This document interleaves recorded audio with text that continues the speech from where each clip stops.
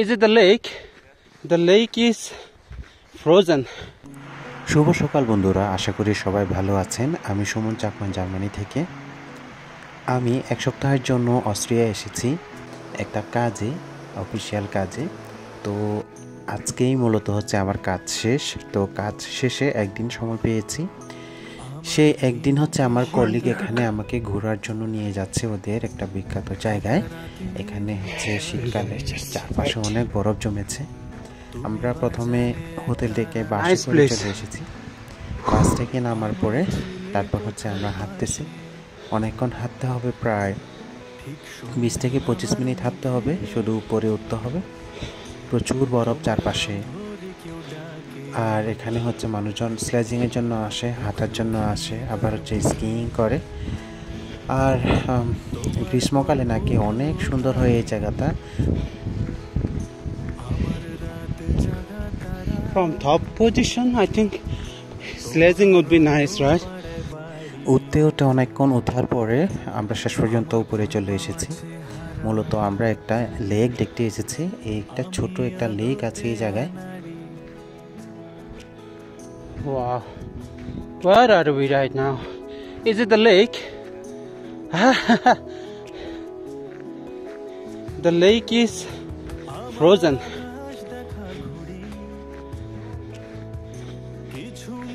আজকে আপনাদেরকে আমি ছোট্ট একটা গল্প বলি। সেটা হচ্ছে আমার মা এবং আমার। আমি তখন খুব ছোট ছিলাম, নতুন জবে জয়েন করেছি ডিপ্লোমা করার পরে। তখন মোটামুটি টাকা হাতে আসতেছে। তো আমি ফ্যামিলিতে দিতাম, তারপর আমি নিজেও চলতাম, পড়াশোনা করতাম। আমার ছোটকাল থেকে হচ্ছে বাইরে ঘোরাফেরা করার শখ ছিল। বিদেশে যাব, এখানে সেখানে ঘুরবো, এরকম একটা আমার খুব মনের মধ্যে বাসনা ছিল। তো একদিন আমি পাসপোর্ট করে ফেলছি। পাসপোর্ট করার পরে আমার প্রথম টার্গেট ছিল আমি ইন্ডিয়ায় যাব। তো পাসপোর্ট করার পরে ইন্ডিয়া ভিসার জন্য অ্যাপ্লিকেশন করলাম। তো আমার ভিসাও হয়ে গেল। তো আমি দার্জিলিংয়ে যাওয়ার জন্য প্ল্যান করছি। প্রথমবার আমি দেশের বাইরে পা রাখলাম আর কি, ইন্ডিয়াতে গিয়ে। তারপর কলকাতায় গেলাম, কলকাতা হয়ে তারপর হচ্ছে শিলিগুড়ি থেকে হচ্ছে আমি দার্জিলিং গিয়েছি। তো তখনকার সময়ে আমি তো ওখানে গিয়ে হচ্ছে তখন আমার ভালো একটা মোবাইলও ছিল না। আমি ইন্ডিয়ান একটা সিম কিনেছিলাম। সিম কেনার পরে তো দেখা যাচ্ছে আমার মোবাইলে তখন চার্জ শেষ। তো আমি তো সবসময় আপডেট দিতাম আমার মাকে, আমি এখানে আছি, আমি অমুক কোন জায়গায় কোথায় যাচ্ছি সবসময় আমি আপডেট দিতাম। বাট হঠাৎ করে আমার মোবাইলে চার্জ শেষ হওয়ার পরে তখন আর হচ্ছে আপডেট দিতে পারতেছিলাম না। তো আমার মা কি করছে, খাওয়া দাওয়া বন্ধ করে কান্নাকাটি শুরু আর কি। উনি মনে করছে আমার কোনো কিছু হয়েছে। পরে যখন আমি মোবাইলে আবার চার্জ দিয়েছি, চার্জ দেওয়ার পরে আবার ফোন দিয়েছি, তারপর ওনার কাছে শান্তি আসে আর কি। দেখেন, যে মানুষ, আমি আসলে গ্রামের বাইরে কখনো কোথাও যাইনি, কোথাও ঘুরতে যাইনি, সবসময় কাজ করতাম, পড়াশোনা করতাম, বাবা মাকে কাজে হেল্প করতাম। ঠিক সেভাবে ডিপ্লোমা করার পরেও ডিপ্লোমার সময় আমার হচ্ছে যে শুধু পড়াশোনা করতাম আর হচ্ছে টিউশনে করতাম। তো যখন আমি জব পেয়েছি, জব করার পরেই হচ্ছে তারপর হচ্ছে আমি কিছু ধরেন নিজস্ব স্বাধীনতা পেলাম আর কি।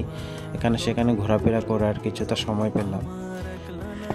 সেই মানুষ আজকে সারা বিশ্ব ঘুরে বেড়াচ্ছি। আজকে ইউরোপ ঘুরতেছি, কালকে হয়তো বা আমেরিকা যাব।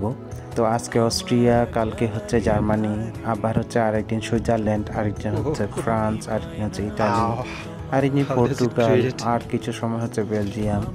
তো এইভাবে ঘোরাফেরা করতেছে। আমি যখনই সময় পাই, ফ্রি সময় পাই, আমি ঘোরাফেরা করি। তো আপনারা যারা আমার ছবি দেখে, আমার ভিডিও দেখে বলেন যে আফসোস করেন আমার কবে হবে, তো চেষ্টা করেন। আপনারা যদি মনে ইচ্ছা থাকে সেই হিসাবে কাজ করেন। যখন কাজ করবেন দেখবেন যে আপনার স্বপ্ন একদিন সত্যি হয়ে সামনে এসে দাঁড়াবে। আজকে অথবা কালকে আপনি নিজের উপরে বিশ্বাস রাখেন। এই কথাই বলতে চেয়েছিলাম আপনাদেরকে। তো কখনোই আপনারা আশাহত হবেন না, কখনো আশা হারাবেন না। যদি কখনো মনে করেন যে হ্যাঁ আমি পারবো, তাহলে সেই হিসাবে যদি ইচ্ছা থাকে তাহলে অবশ্যই সেই পিছনে কাজ করবেন। দেখবেন যে অবশ্যই একদিন সাকসেসফুল হবেন। আর মানুষের সাথে মেশার চেষ্টা করবেন, আর ভাষা শেখার চেষ্টা করবেন। দেখেন, আমি এখানে যেহেতু আমি অস্ট্রিয়ায় এসেছি, অস্ট্রিয়ায় ওদের মাতৃভাষা হচ্ছে জার্মান। তো আমি জার্মান ভাষায় হচ্ছে ওদের সাথে কথা বলতে পারি।